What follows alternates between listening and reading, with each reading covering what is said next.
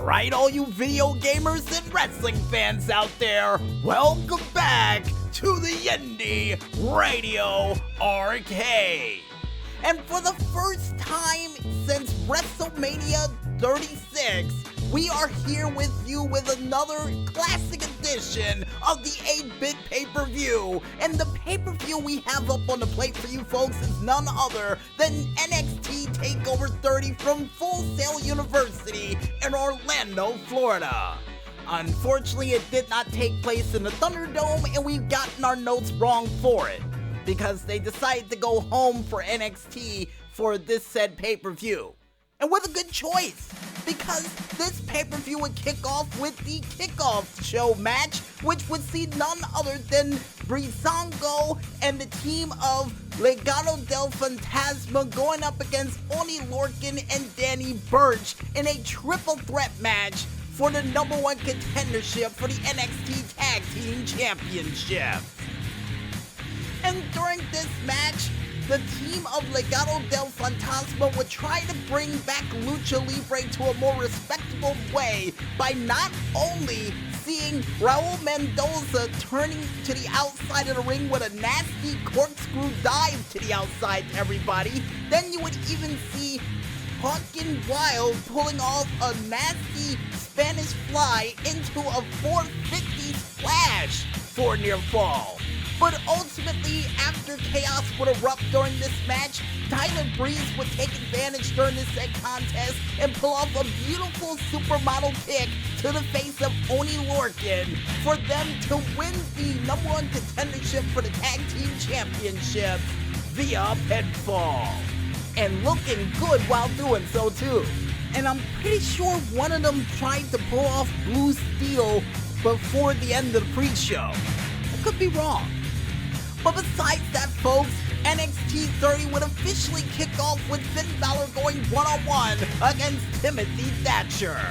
And during this match, the style of Thatch Can would be on high display during this night, which would see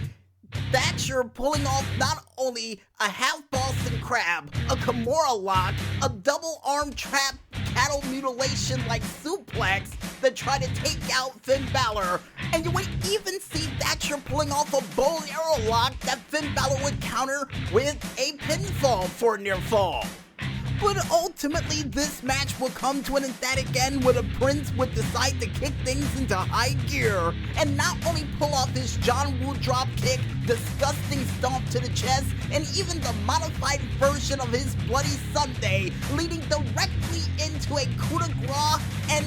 even the Bloody Sunday, or the 1916 with the arm trap brainbuster for Finn Balor to give Timothy Thatcher the Finn rub, as he would put it, and win this match and get revenge for not being a part of the North American ladder match via pinfall. And speaking of that said ladder match, folks, the next match to take place during this said Takeover 30 would see none other than Damian Priest, Bronson Reed, Johnny Gargano, Cameron Grimes, and the Velveteen Dream, all duking it out in a ladder match for the North American Championship.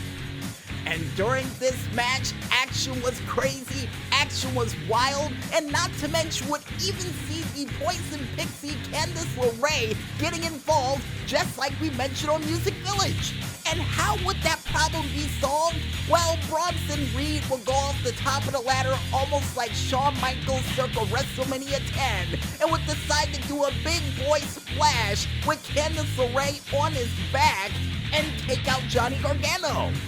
Then action would get even crazier once the Velveteen Dream tried to reach for the belt and achieve his dream of becoming a two-time North American champion, only for those dreams to be crushed after Bronson Reed decided to push the ladder over, sending the Velveteen Dream flying over the barricade into a table in the crowd. Ouch! But ultimately, this ladder match would end seeing Johnny Gargano and Damian Priest fighting on the top of the ladder with the belt unhooked for Damian Priest to win the exchange and to live forever in infamy as your new North American champion via I guess, capture. We never had to say that before. And by the way, after the match was over, Damian Priest would put his title in his Humvee and then celebrate in a jacuzzi with two girls saying, yeah, and getting champagne in his face, or as Jericho would say, a little bit of the bubbly to truly celebrate his first title win. And the next match to take place on this said pay-per-view of Takeover 30 would see none other than Pat McAfee going one-on-one against Adam Cole, baby! And before this match could even begin, the Undisputed Era would not be at ringside to help out Adam Cole, but yet Pat McAfee would seem the need to bring out his posse to help him out during this match. And how good would they be to help him out during this match? Well, folks, it would give him enough time to make his way to the top rope and pull off a very impressive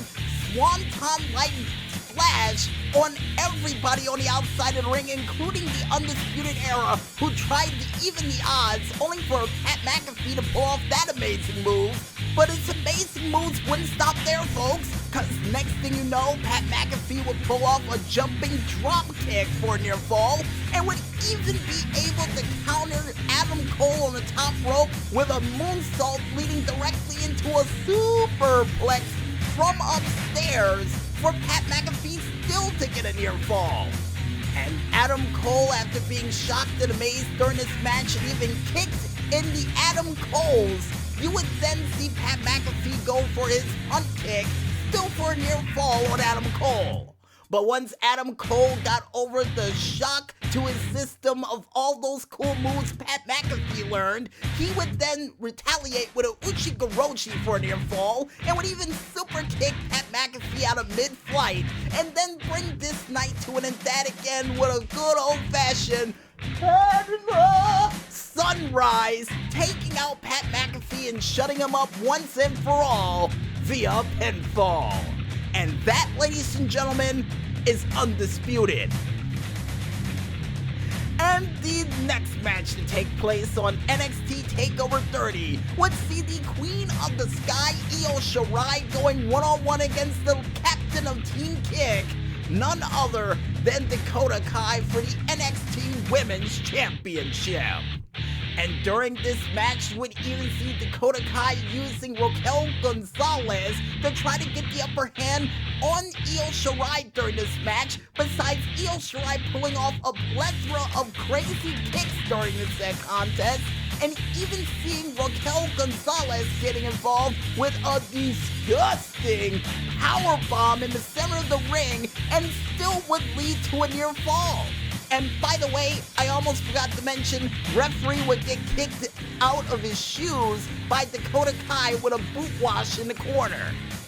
But ultimately, the Queen of the Sky would get back during this match and not only pull off one, but two very amazing over-the-moon moonsaults to retain her NXT Women's Championship and her reign over the NXT Women's Division via pinfall. But before the Queen of the Sky could truly celebrate her victory, none other than Raquel Gonzalez would come back inside the ring and clothesline the daylights out of Io Shirai and would try to set her up for another powerbomb for none other than Rhea Ripley to show up on the ramp and stomp her way down to the ring to get in the face of one Raquel Gonzalez, leading into a hasty standoff between the two titans of NXT. And I, for one, would have loved to see this fight go down, but Raquel Gonzalez decided to book it and just, live the fight another day. Then the next match to take place. Before we go into the main event, folks, two major announcements from NXT during this pay-per-view, because not only we will see the return of Tommaso Ciampa since his utter defeat against Karrion Kross at NXT TakeOver in Your House, but also we will see the return of NXT UK on September 17th of 2020. And man, I can't wait to see what they're going to bring to the table and see if Finn Balor is going to head overseas to finally get the title back that he was going to try to get in the first place in the form of the NXT UK Championship, or at least hold it for the first time in his career by taking out Imperium's leader of Walter. That would make for a good match too. And speaking of good matches, folks, the main event of the evening and the Haas fight of the century would see the Herald of Doomsday, the Universal Arbitrator of Suffering, and most importantly, the Freddy Krueger of Wrestling, Karrion Kross, going one-on-one against the Limitless One, Keith Lee, for the NXT Championship. And during this match, right when the bell rings, it was a slugfest from Budapest. Both of them throwing out ham bones left and right, trying to take each other out. But I got a feeling the downfall for Keith Lee during this match was the second when he tried to punch Kross in the face and would hit the ring post and would even get his hand smashed up against not only the plexiglass but also the barricade as well, where Kross would try to eliminate him with not only an arm bar that would get reversed into a power bomb, and would even try to do a key lock to take out Keith Lee during this match, only for Keith Lee to come back with not only a nasty power slam, but also a spirit bomb for a near fall. But ultimately, just like I used to say every single time when it comes to people who face off against Kross,